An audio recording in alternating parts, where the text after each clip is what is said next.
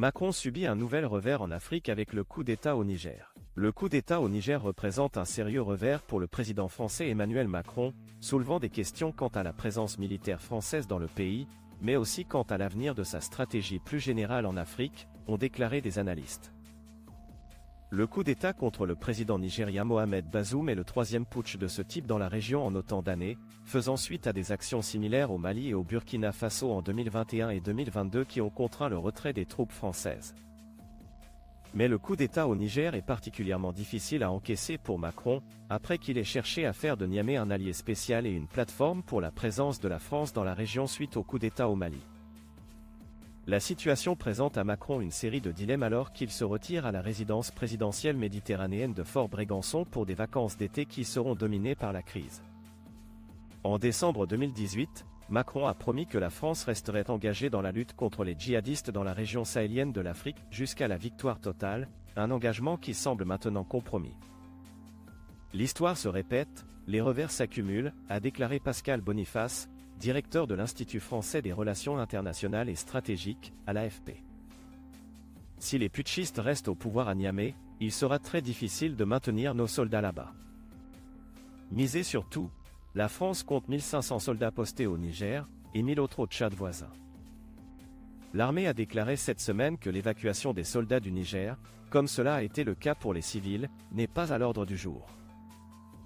Et contrairement au Mali et au Burkina Faso précédemment, la junte au Niger n'a pas remis en question les accords de défense avec Paris jusqu'à présent.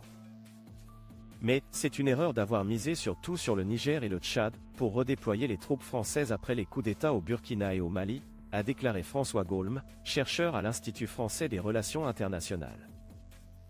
Il a également déclaré que le départ des soldats français du Niger était inévitable, si le général putschiste Abdourahmane Tiani restait en place. Le quotidien Le Monde a qualifié le coup d'État de « nouveau coup dur » pour la stratégie militaire de la France dans la région du Sahel.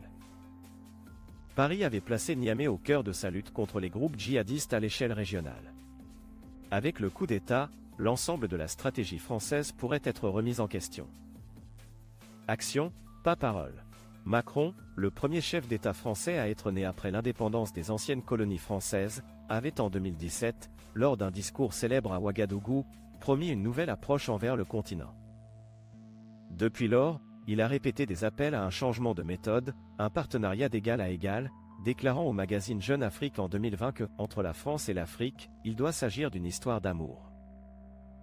Mais le sentiment anti-français dans la région n'a fait que croître, souvent attisé par la Russie qui au cours des dernières années a pris une présence de plus en plus marquante par le biais du groupe de mercenaires Wagner. Des centaines de personnes soutenant le coup d'État ont manifesté jeudi sur la place de la Concertation de Niamey pour marquer l'indépendance du pays vis-à-vis de la France en 1960, certaines brandissant des drapeaux russes géants. La semaine dernière, des milliers de manifestants se sont rassemblés devant l'ambassade de France à Niamey, scandant des slogans anti-français et brandissant des drapeaux russes. Paris a ensuite ordonné l'évacuation de ses ressortissants, qui est toujours en cours. Les analystes estiment que Macron lui-même porte une certaine responsabilité, même si d'autres facteurs sont également à l'œuvre.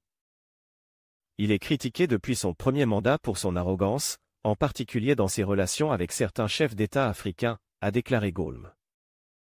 Selon lui, le problème réside surtout dans l'écart entre les paroles et les actes, car malgré les déclarations fortes, le système français n'a en réalité pas changé car il reste axé autour des bases militaires et de l'aide au développement. Très mobilisé. Macron reste très mobilisé, a déclaré une source de l'Élysée mardi, ajoutant qu'il était en discussion avec les partenaires régionaux et européens pour examiner diverses voies de sortie de la crise. Une source diplomatique française, qui a demandé à ne pas être nommée, a déclaré que la France prendrait plusieurs mesures pour avoir une relation moins axée sur le militaire avec l'Afrique, notamment en luttant contre la pauvreté et le réchauffement climatique tout en encourageant la croissance. Emmanuel Macron voulait opérer une réinitialisation ambitieuse de notre relation avec les pays africains. Tout cela ne peut être fait que sur le long terme, a déclaré la source. Macron a organisé en juin à Paris un sommet sur un nouvel accord de financement mondial qui sera au centre de ses efforts. Il a notamment accueilli Bazoum au palais de l'Élysée pour des entretiens bilatéraux en marge de ce sommet. Nous devons aller au-delà de l'obsession anti-Macron si nous voulons faire une analyse correcte de la situation, a déclaré l'intellectuel camerounais Achille Mbambe, qui enseigne l'histoire et les sciences politiques à l'université du Witwatersrand à Johannesburg.